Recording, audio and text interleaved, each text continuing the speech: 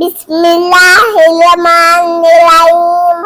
एक दफा हजरत हसन बसला ने बुलंद आवाज में कहा, ऐ लोगों, अल्लाह का दरवाजा बजाते लो, दरवाजा खुलता जरूर है।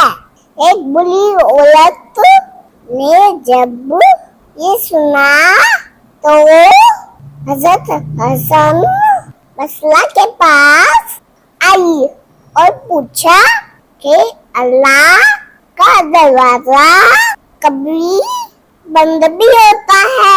ये सुनकर हसन बसला गश खाकर गिर पड़े और लोग कहने लगे, ए अल्लाह, ये बुरी औरत तुझे मुझसे ज्यादा जानती है।